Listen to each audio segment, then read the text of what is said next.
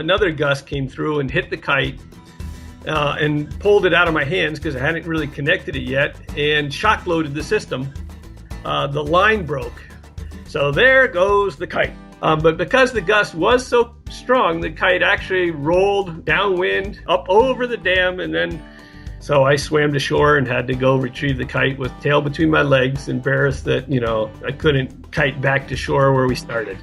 Episode 397, a summer break revisit with Eric Bader talking about kiteboarding. This episode is brought to you in part by Kind. Kind makes delicious, healthy snacks using whole ingredients. If you guys haven't tried it yet, their pressed bars by Kind are the best in my opinion. Go try the mango apple chia. It's awesome. We've got a special offer for you guys to try 20 Kind snacks with their new snack pack. You can enjoy 50% off and free shipping on your first snack pack when you subscribe to it through Snack Club, which is Kind's monthly snacks subscription service. Go to kindsnacks.com/sports for more details. That's kindsnacks.com/sports to learn more and to subscribe to the snack pack. You're listening to the Adventure Sports Podcast, brought to you by 180 Tack. We talk with adventurers from around the globe to bring you the inspiration and motivation you need to get started in the outdoors or to keep you moving if you're already there. Welcome back to another episode of the Adventure Sports Podcast. We've previously had Eric Bader on from the Boulder Outdoor Center, and last time he was on, he talked to us about river rafting. It was a great interview. I appreciate it. So, Eric, welcome back. Thank you, Travis. All right. So today we're here to talk about kiteboarding. Now, this is one thing that I'm pretty excited to hear about because I see these guys out there doing it, and it looks like a true blast. And I'm hoping that you're going to tell me some awesome stuff that makes me want to go out there and try it. Oh, kiteboarding is a fantastic sport. The only tough part about kiteboarding is it is a little difficult to get started in the sport and break in and get through the learning curve. But once you do, it's such a great combination of different things that it takes fun to a whole new level. Yeah, it looks fun. It looks like a lot of exercise. I was watching some videos on it a little bit earlier, and man, these people are getting quite a workout doing it. I mean, I would equate it to water skiing behind a boat because you're hanging on to this handle, but that thing's tugging them left, tugging them right, launching them in the air. So that seems like one heck of a workout. Kiteboarding is definitely a great workout, but not quite the way you're thinking, Travis. If you want, maybe we should backtrack up just a wee touch and let's make sure our listeners know what it is. Because I think there's a lot of folks that may not know what kiteboarding is. Okay, so yeah, give us the rundown. What does the equipment look like? What can they expect when they come out to do some kiteboarding and learn how to do it for the first time? All right, well, a couple things. We're here in Colorado, and this is a great sport and a great state and an okay place to kiteboard, but it's not beginner friendly. So if somebody wants to get into kiteboarding, and I'm assuming you've got listeners all over the country, your best bet is to hit an ocean breeze, hit a beach on the ocean, get involved with a professional company that offers kiteboarding lessons to get started. And it'll generally take a couple days. But what I'd like to do is at least touch upon exactly what kiteboarding is. And what it is it's kind of a combination of things. If people are not already familiar with kiteboarding, you hopefully maybe people understand what wakeboarding is. You mentioned getting towed behind a boat like water skiing. So it's like a snowboard or a wakeboard, where your feet go into little stirrups, and then you've got a board that, as I mentioned, looks a lot like a wakeboard or a snowboard. And that's what you're riding on. And then you've got a kite.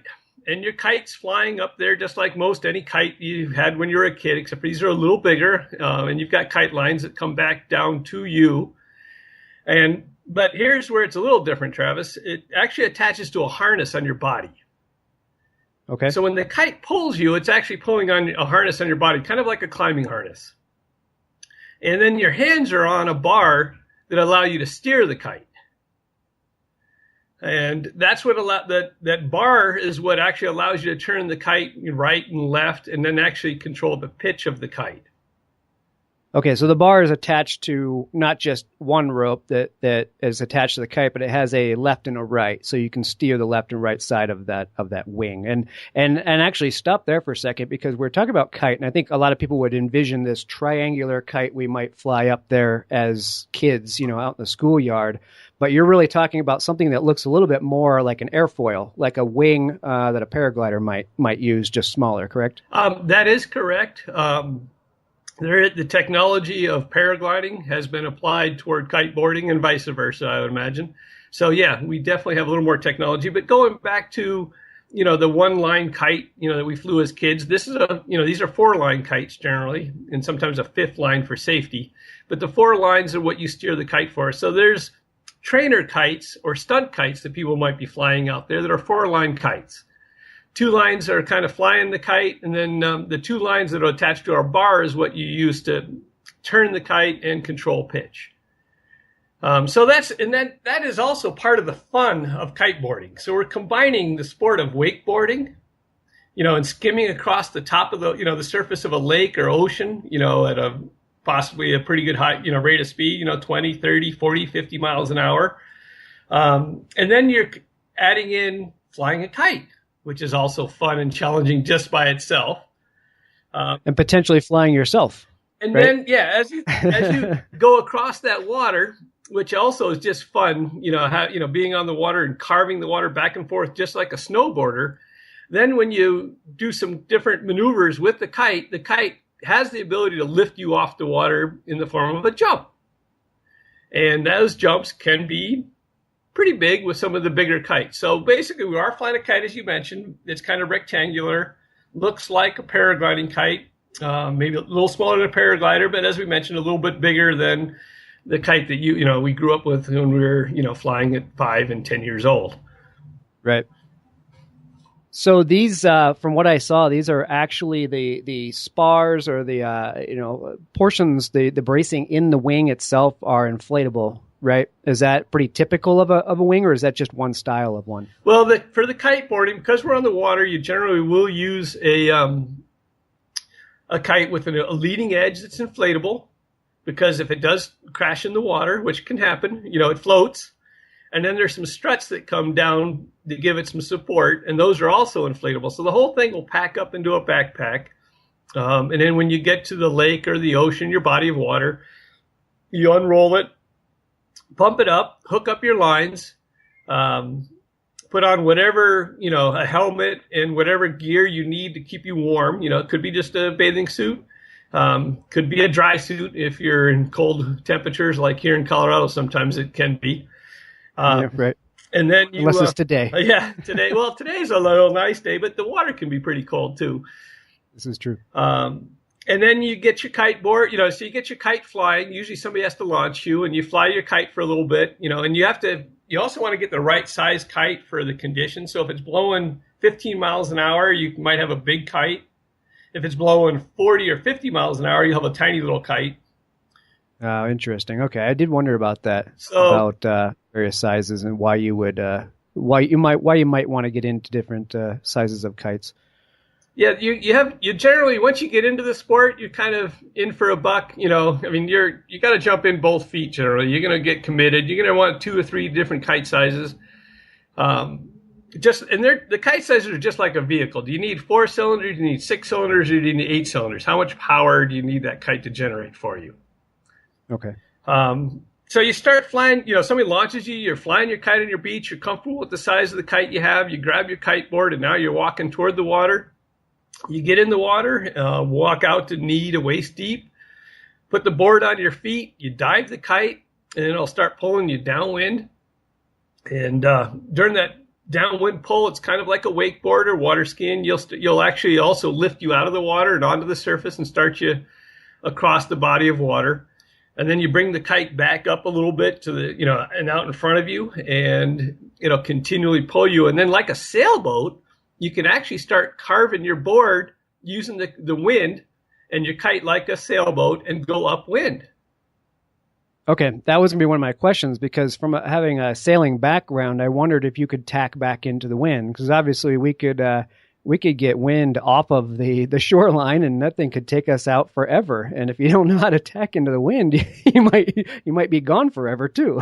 Yeah, well, it depends on where you're kiting, obviously, but yes, you definitely want to be able to go upwind, and when you're first learning, that'll be difficult to tack up to the wind. But once you get the hang of it, you can definitely tack back upwind. You can also do downwinders, which is a lot of fun. There's places on the ocean mostly, where you can do a downwinder. Sometimes you end up doing a downwinder regardless, and then you just pack up your kite and hike back to the starting point, if it's a lake. So by downwinder, you mean something where you're just simply following the direction of the wind the entire time. And if it's down a beachfront, you might just end up a mile down the beach. Or if it's a lake, you're just going to end up on the other side of the lake. That's what you mean by downwinder, right? Affirmative. Yeah. If you can't go upwind and actually it's less, from your sailing days, it's easier to go downwind. So it's Sure. actually kind of fun on the ocean, or different places where like Padre Island, Texas is a great place to learn. And if you go riding oceanside, you'll generally do the downwinder surfing waves. And you go 6-8 miles down the beach, land, go ashore, pack everything up, and then they got a bus that's free that you hop on and go back up to the start and repeat. Yeah, that sounds like my way to do it. Forget that tacking into the wind. That's got to be too hard. I'd like to go downwind and take a ride back up, kind of like rafting. Exactly. And lower ski areas, the lift, we can go upwind, but, it is always easier and less energy to go downwind. And then when you jump, you'll generally, if you're jumping off the water, you're going to go downwind on each jump. And now you don't have to spend the time tacking back upwind to recover that distance. Okay. Now you can control, you talked about different chute sizes, different wing sizes. You can control certainly speed that way. So smaller wing and in the wind will pull you less. But how can you control your speed with the same wind and the same wing? There are different levels that you can fly the wing at, correct? Yeah, that's what I meant when I said earlier, pitch control. Okay. Because you have a 4-line kite, you can actually control the pitch of the kite, which again, a kite and a wing perform similar, in that the kite can give you some lift and give you some pull.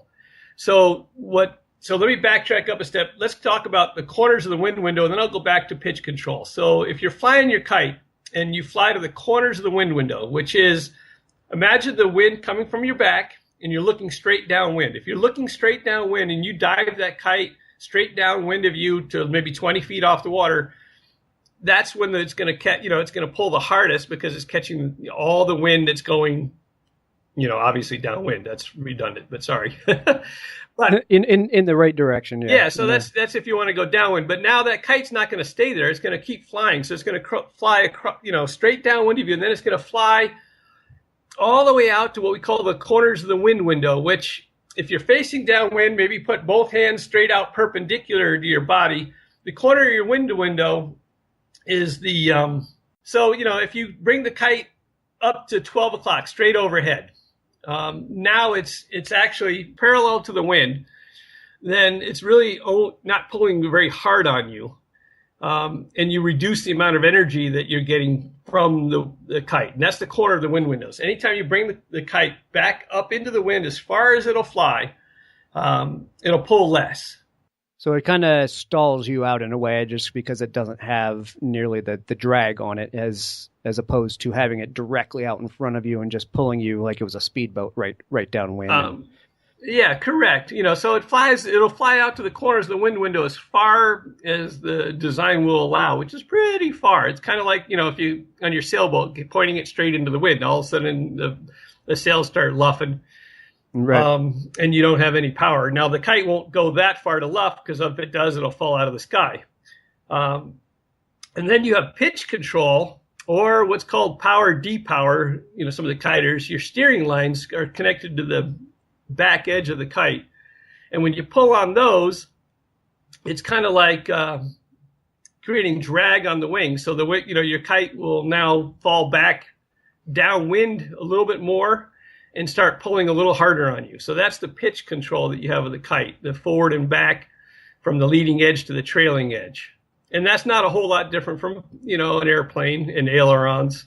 But yeah, we're getting a little technical for people possibly. But anyhow, the bottom line is you do have control over how much it pulls on you. Once you learn how to use it, you can fly the kite faster. You can park it out to the corners of the wind window while you're putting on your board. You can fly it, go upwind. You can go downwind. You can do, maneuvers, figure eights, and kite loops where you do circles with the kite. So there's all kinds of things, just like a stunt kite, you can do with these bigger power kites. All right. The only difference is you're tethered to it. Exactly. It sounds like a blast. You're tethered to it, and those little tricks and those figure eights or those kite loops are what's going to pull you, in some direction. I'm imagining some listeners out there thinking when they're hearing this, like, okay, that sounds awesome, except how in the heck do I stop? So this thing gets out of hand. You get a big gust of wind. We know in Colorado we can have that just up, out of the blue. We just get, massive winds that come down. What can you do about that? How do you keep from getting dragged right across onto the shoreline and into the woods? Well, there are safety features to every single power kite, and you need to learn those and learn them well, as you mentioned, especially for here in Colorado. That's why I don't recommend beginners starting here, because we do have gusty winds. Beginners want to learn on an ocean breeze where you take out that problem.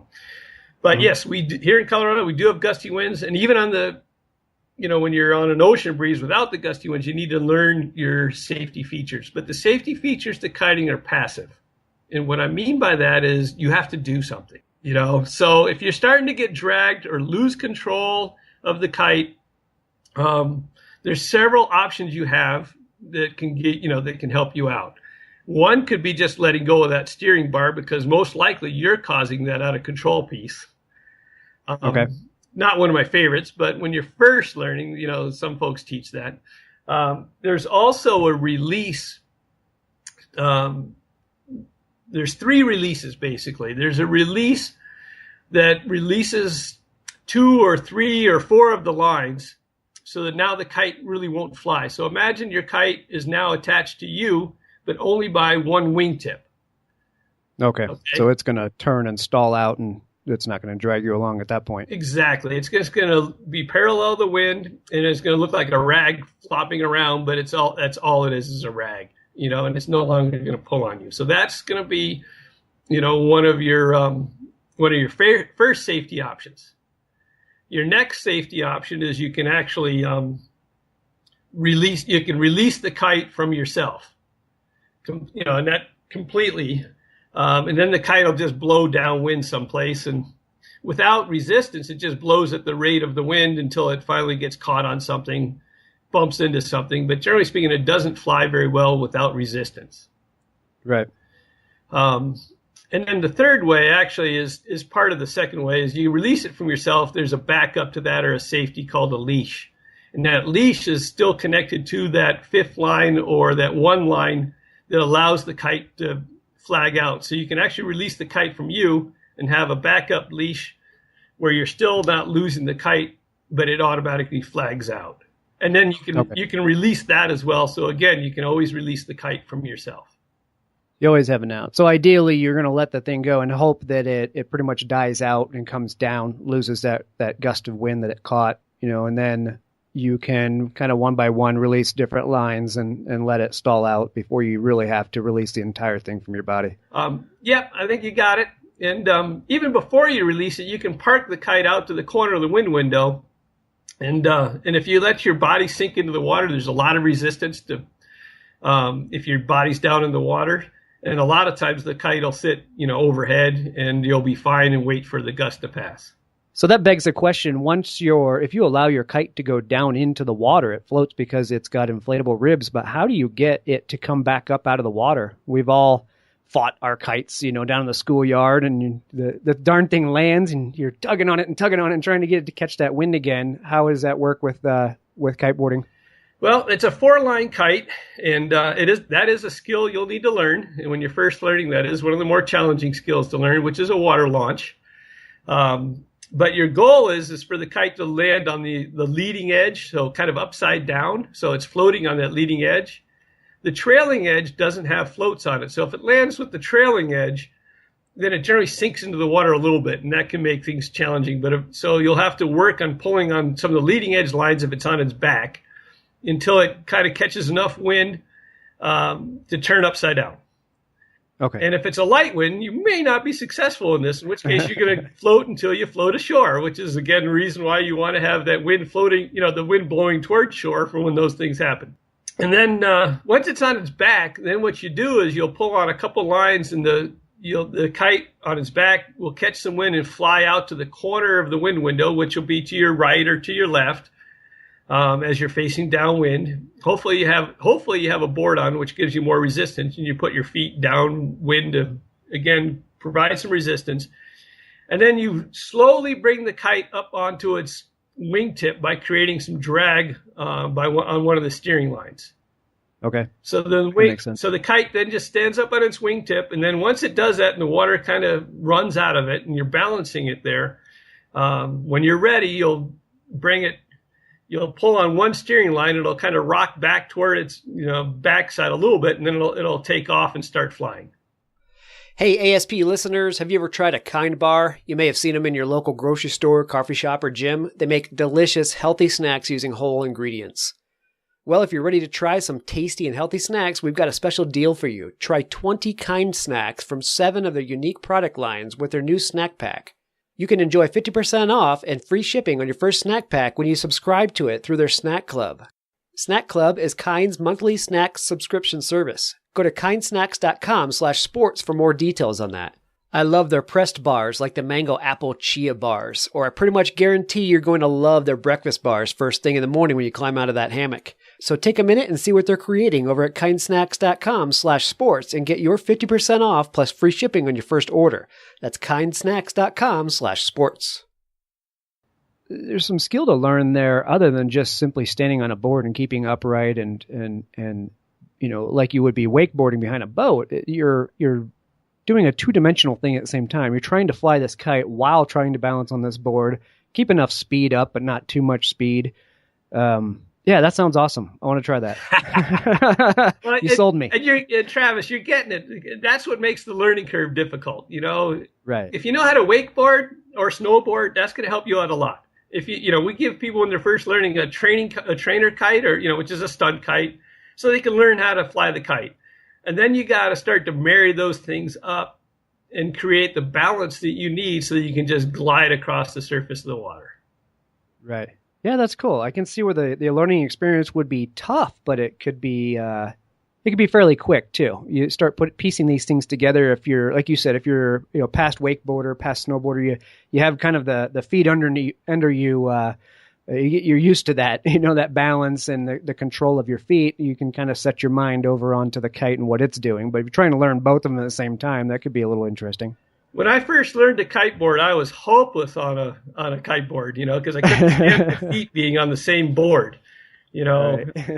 I could fly the kite, but being a skier, I wasn't used to having my feet on the same board. So I ended up going and taking a wakeboard lesson, which helped out a lot. Yeah, I'll bet. But anyhow, a couple days of lessons in the right conditions, and a lot of people will catch on. And if some people don't have some of those other experiences that we just mentioned, it'll take a little bit longer. Okay.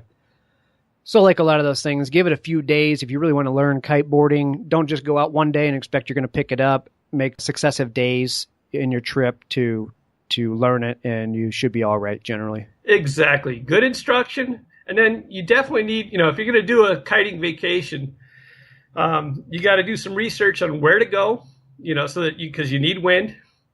Call the kite school that you're going to find down there. Most beaches these days have kite schools, and talk to them and find out what time of year is the best for them so that you increase your odds of success, because you want to have a few days, of good conditions for your learning. Good advice. So how did you get into kiteboarding? What got you started? What's the moment that got you hooked on doing this? Actually, I got involved with snow kiting is kind of what led into my kiteboarding. So, cool. Here in Colorado, snow kiting is phenomenal.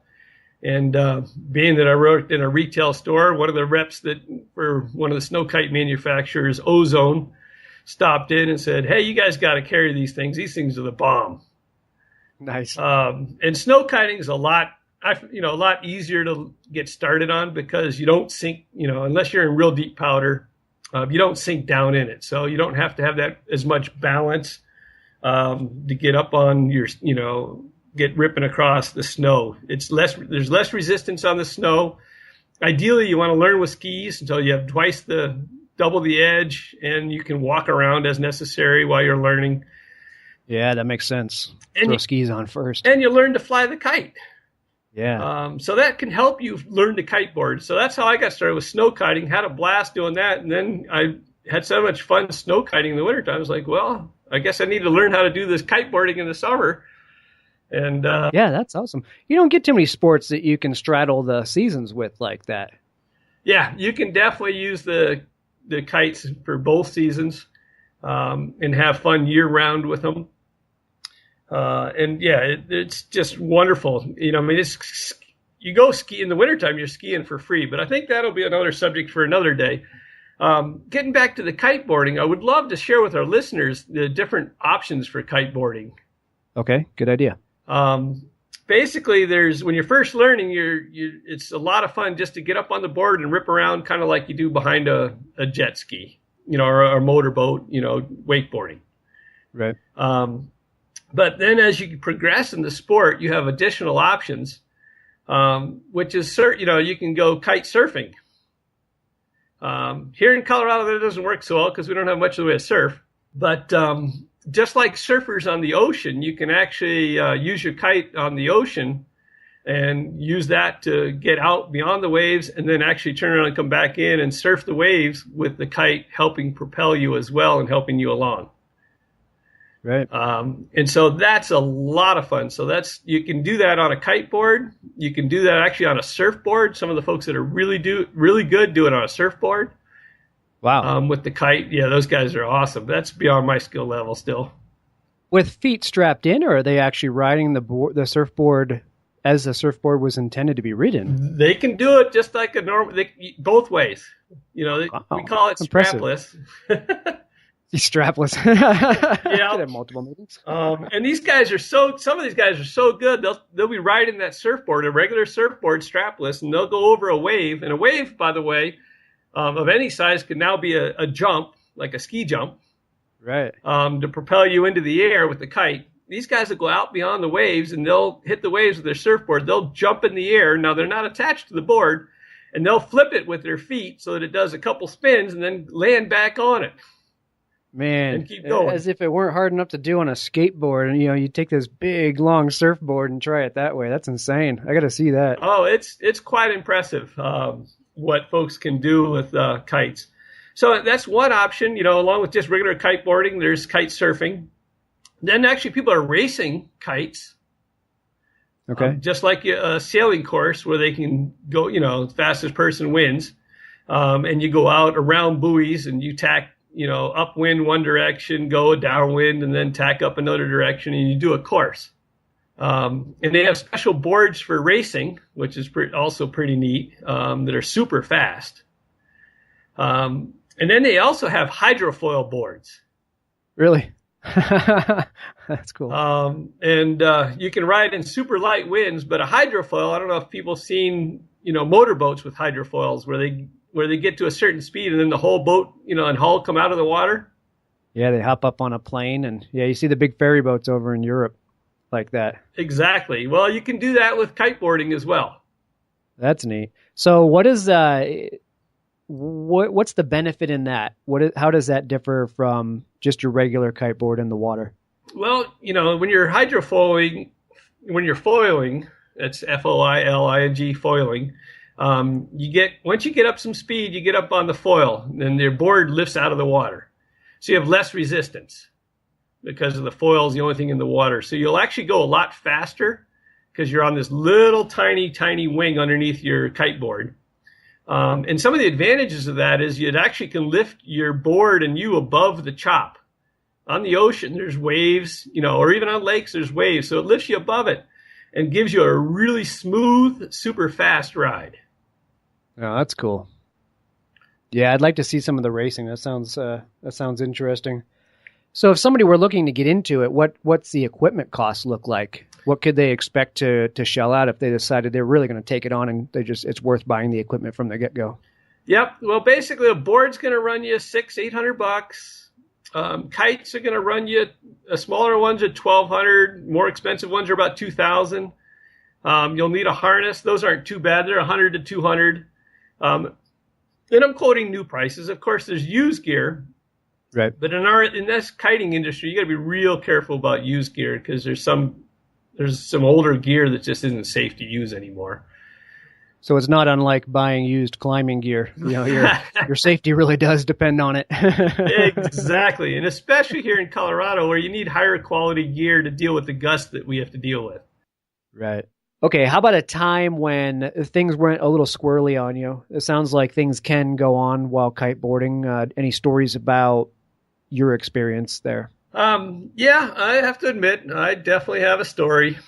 As most, as most kiters eventually will have. We call them kite mares. Yeah, that's funny. But yeah, I was here in Colorado on Aurora Reservoir, and when you're kiting, you want to keep an eye upwind to see what's moving toward you. And sure enough, here comes this big old gust. So I got myself down in the water and parked the kite overhead to try to, get the gust to pass. And it ended up being a really strong gust, and so that wasn't going to be good enough. So I used the safety and what we call flagging out the kite, where the kite just ends up being a rag downwind. Okay. Well, I did that, and then the wind subsides. The gust the gust kind of passes. So you actually have the ability to reset the kite. So I was in the process of resetting the kite, where I was pulling myself back up to the bar to reconnect the piece that I released from my harness back to me so that I can relaunch the kite and continue kiteboarding. During that process of reconnecting to the kite, another gust came through and hit the kite and pulled it out of my hands because I hadn't really connected it yet, and shock loaded the system. When that occurred, the line broke. That was the one line flagging it out. So there goes the kite. Uh-oh. But the good news is I was just swimming in the lake just fine, and I do know how to swim, so I just had to swim to shore. But because the gust was so strong, the kite actually rolled, downwind toward a dam at Aurora Reservoir, up over the dam, and then once it goes over the dam, it'll drop behind it where it's in the lee of the wind, and there's a little bit of rotor wind that actually pushes it toward the ground, and then the kite sits down on the ground. So I swam to shore and had to go retrieve the kite with tail between my legs, embarrassed that I couldn't kite back to shore where we started. So I envision we've all dropped the piece of paper in the windy parking lot, and right as you get up to the paper and try to stomp on it, it blows away again. And so this is about 10 times worse than dropping the paper in the windy parking lot. You're just watching your kite tumble across the lake and over a dam. Yeah, you're kind of thinking, oh boy, this is going to be costly. I just hope the kite makes it. And luckily that day, other than the broken line, I didn't have any damage to the kite. But sometimes on that dam that we have, can destroy a kite too as it rolls and gets blown over it. So, you've got $1,000, $2,000 at risk blowing away. It's kind of a little difficult on the pocketbook. Oh yeah, that'd be nerve wracking. Yeah, that water there's a lot of power behind that. It could shred it up pretty quickly, I imagine. If it catches, then it can definitely get shredded. But, the good news is, though, it's $1,000, $2,000 kite's a whole lot cheaper than putting me back together. So this is true. I just had to do a little swimming back to shore and go and collect all my pieces and bought a new kite line, and I'm back in business. By now you certainly know who Bent Gate is. That's for a great reason. Bent Gate Mountaineering has been sponsoring the Adventure Sports Podcast almost from the beginning, and we really appreciate that. They've made it possible for all the great shows to continue coming your way. We want to say thanks by reminding you to go to them for your backcountry gear. If you live in Colorado, then just stop by their store in Golden. If not, go to bentgate.com. They have what you need, from the latest ultralight gear to the tried and true classics for climbing, hiking, and camping, like Arc'teryx, Hilleberg, Nemo, Western Mountaineering, and many more. Need advice? They have you covered there too. Their staff are passionate adventurers who can offer help from their own experiences. Bentgate also hosts lots of events and speakers. Check out their website to see the schedule and to see all of their products. Help take care of the Adventure Sports Podcast by getting your gear from Bentgate Mountaineering.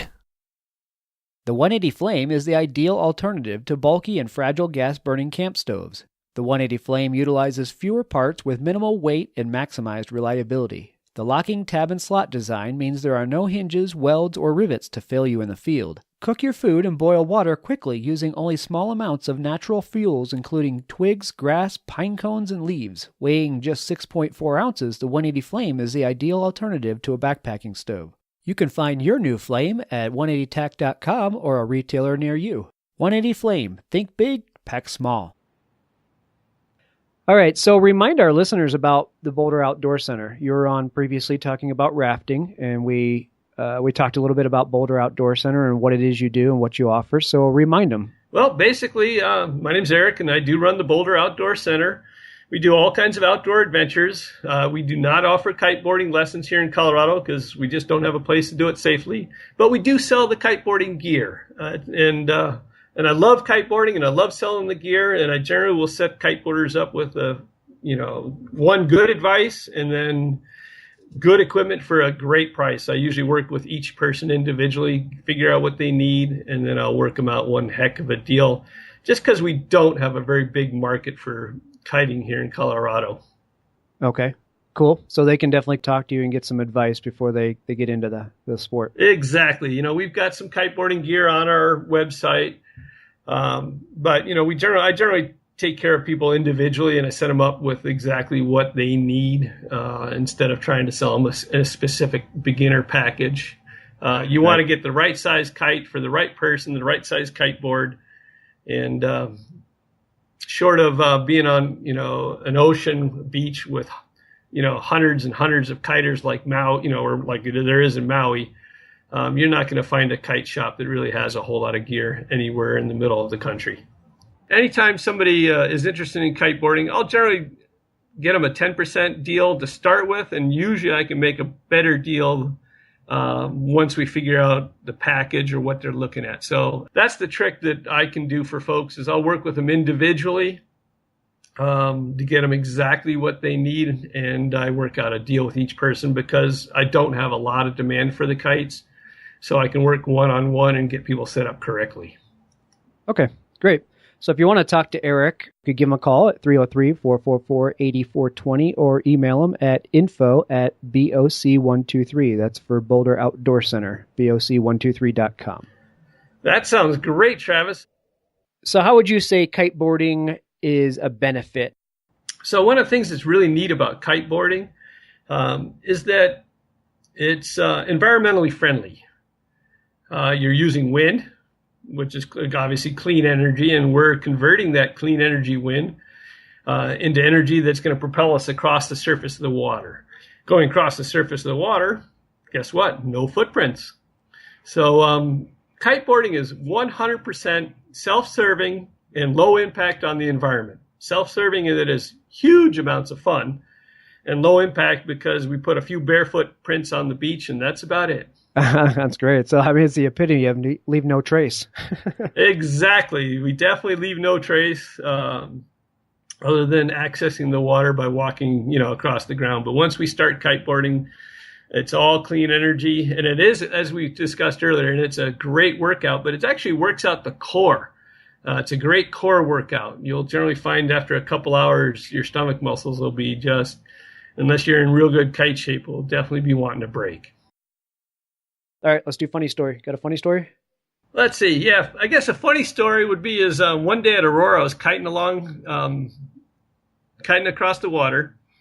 And Aurora is, one of our local spots here east of Denver that we kite a bunch. We actually have a kite beach there. So I was kiting across the water, and there's some trees on this point. And so I kited behind the tree, behind the point, because I get what we call the butter water. The water's real smooth, feels really good because it's just glass smooth because the trees are blocking the wind by the surface. And the kite is actually above the trees because they're only 20-foot high trees. Right.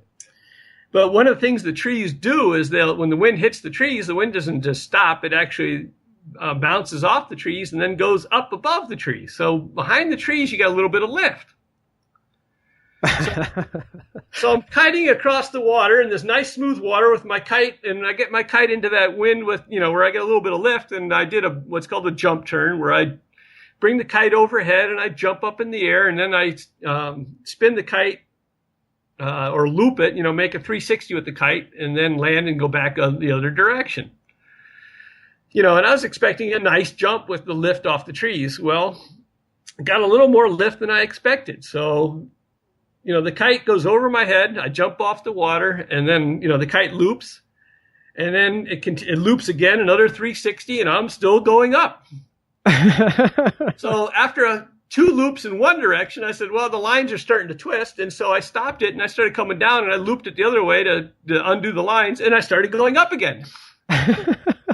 You're more like a hot air balloon at this time. So the guys are on shore going, are watching this going, Bader, what the heck you doing? You think you're a helicopter or what? So anyhow, it was just, they were just laughing because here I am just looping the kite different directions, and I'm just still, everything I was doing was just taking me up and up and up. And finally, as all things do come to an end, I started coming back down, but it was a lot of fun, and it was pretty funny. Just you think you're going to do a little hop turn, and all of a sudden you're 20, 30, 40 feet off the water, flying around, like a helicopter.